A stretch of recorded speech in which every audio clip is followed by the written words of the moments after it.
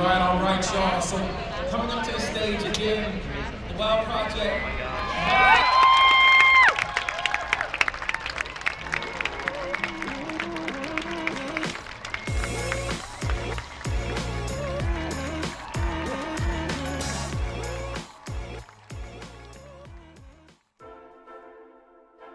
When I think about the changes in Chinatown, there are a lot. Longtime businesses shuttering. I started the W.O.W project out of wanting to talk about a lot of the concerns around the gentrification and displacement that was happening. My name is Mei. I am the 5th generation owner of W.O.W, which is the oldest operating store in Chinatown. When some folks come into the shop and they're like, oh my God, 5 generations, started in 1890, carrying on your family's legacy, how do you feel? I'm like, damn, if I thought about it every day like that, I would like peel over and not want to come to work. We started out as a general store in 1890. The general stores like W.O.W during that time were operated as community hubs.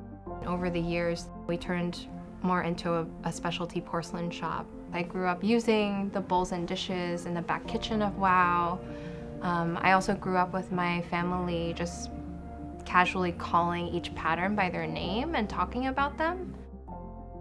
Growing up with these porcelain pieces and objects, they've always had a cultural significance. So at the Met, it's really interesting for me to walk in there and see things that I recognize from my own just informal knowledge. I didn't grow up going to the Met as a kid. I grew up going to neighborhood theaters and watching Cantonese opera with my grandparents. Like, that was how I grew to be comfortable with my identity. And so for me, having this residency is a way for us to expand that and bring that knowledge from the Met to Chinatown. Porcelain is definitely at the center of the residency, obviously because W.O.W is a porcelain shop. Something that I was thinking about in my several trips to the Met was ritual and ceremony specifically, and how ritual and ceremonial objects bring people together. And so for me, that felt like a really good theme for how we would look at the collection as inspiration for what we did in our residency.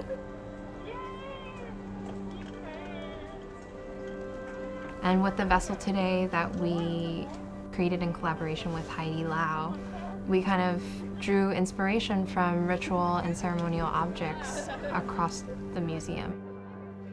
Heidi is a ceramicist that grew up in Macau and has been living in Chinatown for over 7 years. It was really important for us to have a way for folks to interact with the vessel in a way that was us giving but also receiving. And so whispering wishes into the wishing well of the vessel felt really exciting to us. Do you want to make a wish into our wishing well? You can just go like this. Oh, whoa, you can hear it! Did you say a wish? Yes. It was definitely designed out of wanting to have people touch and feel and interact with the piece instead of it just being up for display somewhere. Keeping with the tradition of eating and sharing, we made tangyuan in the back kitchen. Yeah, so today is Lantern Festival, and the tradition is to eat these rice balls with sesame paste, peanut butter, and red bean inside. We are filling part of the ceramic vessel up with some of these, and we're also going to be putting a lot of them in takeout containers to give them out to the Chinatown community. So something that we did this Lunar New Year as well that we were really fortunate to have the support of the Met for was a project called From Chinatown with Love, which was a 12-month calendar project which builds off of a calendar giveaway tradition that we have in the neighborhood. During New Year, a lot of aunties and uncles rush to all of the neighborhood supermarkets, bakeries, insurance companies to grab all the free calendars they can to hang on their walls in their small Chinatown apartments. We involved products from 18 Chinatown businesses to create these images, and the Met helped us print off larger posters of those images so the businesses could hang them in their storefront windows. It's been a lot of coming together to really think about Chinatown together as a family and the role that we play as second, third gen Chinese Americans that have grown up here in the heart of the neighborhood.